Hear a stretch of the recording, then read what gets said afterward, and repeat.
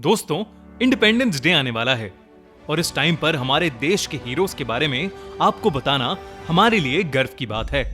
इसलिए हम हमारे नए YouTube चैनल एनिमेटेड इंडियन पर लाए हैं कैप्टन विक्रम बत्रा यानी शेर शाह की कहानी। सो इस वीडियो के बाद उस कहानी को चेकआउट करना बिल्कुल मत भूलिएगा।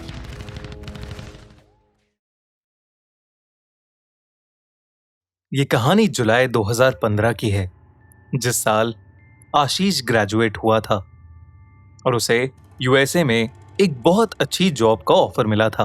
फेयरवेल के लिए आशीष के 4 दोस्तों ने उसे मसूरी ले जाने का फैसला किया।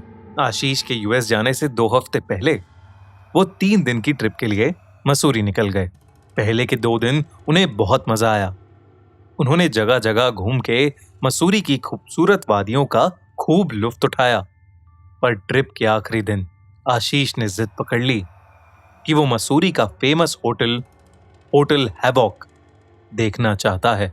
उस होटल के बारे में कुछ ऐसे किस्से पूरे मसूरी में फैले हुए थे जिसे सुनकर किसी की भी रूह कांप जाएगी। कहा जाता है कि वहां एक ब्रिटिश डचेस यानी एक अंग्रेज विडो की आत्मा घूमती है जो कि हर किसी की जान लेना चाहती है। पर आशीष ने सारी कहानियों को नजरअंदाज कर दिया और अपने दोस्तों से वहां जाने की जिद करने लगा। अब उसका फेयरवेल था और उसके दोस्तों ने भी उसकी बात मान ली और शायद यही उनकी जिंदगी की सबसे बड़ी गलती थी। रात के 2 बजे वो और उसके दोस्त होटल हैवॉक पहुंच गए। उस होटल के गार्ड ने उन्हें अंदर जाने से बहुत मना किया, लेकिन आशीष नहीं माना, तो उसने और उसके दोस्तों ने गार्ड को कुछ पैसे दिए और गेट खुलवा लिया। जैसे ही वो पांचों अंदर घुसे, आशीष का तो दम ही घुटने लगा। उसे लगा कि जैसे उसे सांस ही नहीं आ रही हो। अंदर एक अजीब सी बू थी और उनके फोन का नेटवर्क भी नहीं आ रहा था। वो धीरे धीरे उस होटल को एक्सप्लोर करने लगे। कुछ आगे जाते ही आशीष को ऐसा लगा कि जैसे उनका कोई दोस्त मिसिंग है। उन्होंने अपने आसपास नजर घुमाकर देखी तो सच में उनकी दोस्त नेहा वहां से गायब हो चुकी थी। आशीष ने जब अपने बाकी दोस्तों से पूछा कि नेहा कहां गई, तो किसी को उसके बारे में कुछ नहीं पता था। पहले तो आशीष को लगा कि शायद उसके दोस्त उसके साथ कोई मजाक कर रहे हैं, लेकिन जब नेहा काफी देर तक वापस नहीं आई तो वो सब दोस्त काफी ज्यादा टेंशन में आ गए। आशीष के एक दोस्त रवि ने उसे गुस्से से बोला, मैंने कहा था ना यहां ना आने के लिए, लेकिन तू इतना जिद्दी है कि तूने हमारी बात नहीं मानी। पता नहीं यार नेहा कहां चली गई।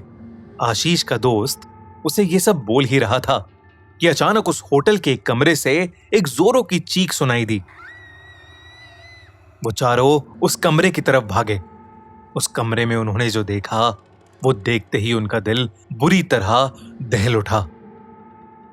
नेहा उस कमरे के पंखे से लटकी हुई थी। उसकी आंखें खुली हुई थी और ऐसा लग रहा था कि जैसे वो आशीष को ही घूरे जा रही हो। ये देखते ही आशीष डर के मारे बुरी तरह चिल्लाने लगा। उसकी चीख सुनकर होटल का गार्ड भागता हुआ अंदर आया। उन चारों ने उस गार्ड की मदद से नेहा की बॉडी उतारी। आशीष के एक दोस्त ने नेहा की नब्ज चेक की और ना में सर हिलाया। नेहा दुनिया छोड़कर जा चुकी थी। उन चारों ने नेहा की बॉडी उठाई और उस कमरे से बाहर जाने लगे, लेकिन उस कमरे का दरवाजा जाम पड़ गया। आशीष पास में खड़े गार्ड की तरफ मुड़ा। उसे उम्मीद थी कि वहां का गार्ड उन्हें बाहर निकलने के लिए रास्ता बताएगा, लेकिन उसने जो देखा वो देखकर उसके पैरों तले जमीन खिसक गई।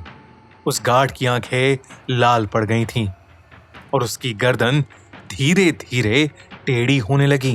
कुछ ही पलों में उस गार्ड का सर धड़ से अलग हो गया और उसका सर कटा शरीर उन चारों की तरफ आगे बढ़ने लगा।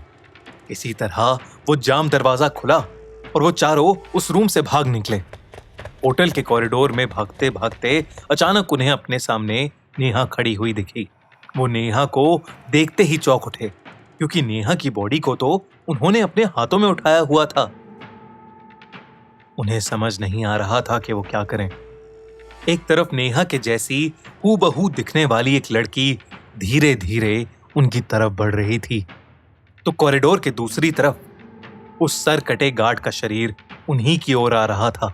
आशीष ने दिमाग लगाया और अपनी जेब में पड़े लाइटर को उस लड़की पर फेंका, जो कि नेहा की तरह दिख रही थी। देखते ही देखते वो लाइटर उस लड़की के आर पार हो गया और तभी उस लड़की का रूप भी अचानक बदल गया। अब उनके सामने नेहा नहीं, बल्कि उसी अंग्रेज विडो की आत्मा थी, जिसके किस्से उन्होंने पहले से सुने हुए थे। उसका भयानक रूप देखकर उन चारों की हालत खराब हो गई। वो चारों कुछ सोच पाते उससे पहले ही वो औरत उनके सामने आकर खड़ी हो गई और उसने धीरे धीरे अपने लंबे हाथ उनकी ओर फैलाना शुरू कर दिया। तभी उनके एक दोस्त को दिखा कि एक कमरा खुला हुआ है। वो चारों जल्दी से उस कमरे की तरफ भागे। आशीष और उसके दो दोस्त तो उस कमरे के अंदर चले गए, लेकिन नेहा और रवि उस औरत की चपेट में आ गए। आशीष और उसके दोनों दोस्तों ने उनको बचाने की कोशिश की, लेकिन वो कुछ नहीं कर पाए। अब बस वो किसी तरह अपनी जान बचा लें, उनके दिमाग में यही चल रहा था। तभी आशीष को उस रूम में एक खिड़की दिखी जो हल्की सी टूटी हुई थी। उन तीनों ने मिलकर वो खिड़की तोड़ी और बाहर जंगल की तरफ भागे। किसी तरह उन्हें अपनी गाड़ी मिली और वो जल्दी से उसे स्टार्ट करके उस होटल हैवॉक से सीधा पुलिस स्टेशन गए। पुलिस वालों ने पहले तो देर रात में वहां जाने से मना कर दिया, लेकिन उन तीनों की हालत देखकर वो मान गए। जब पुलिस वहां पहुंची तो वहां उन्हें नेहा और रवि की बॉडी मिली। ताज्जुब से रवि और नेहा दोनों की ही सांसें चल रही थीं। उन्हें जल्दी से हॉस्पिटल ले जाया गया।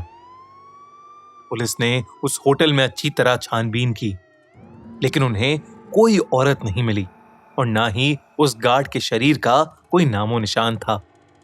पर आशीष, जो कि पुलिस के साथ ही डरा हुआ एक कोने में खड़ा था, उसे होटल के एक रूम की खिड़की से वो विधवा चुड़ैल और वो सर कटा गार्ड दोनों ही दिख रहे थे। वो चुड़ैल भी आशीष को ही घूरे जा रही थी, पर आशीष ने किसी से कुछ नहीं बोला और वो लोग वहां से हमेशा हमेशा के लिए निकल गए।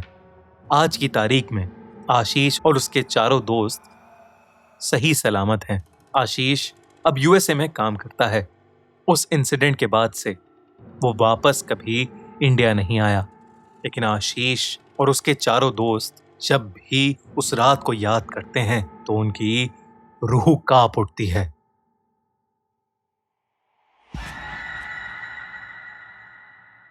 दोस्तों, हम आज आपके लिए एक और कहानी लाए हैं अपने नए चैनल एनिमेटेड इंडियन पर, कैप्टन विक्रम बत्रा यानी शेरशाह की कहानी।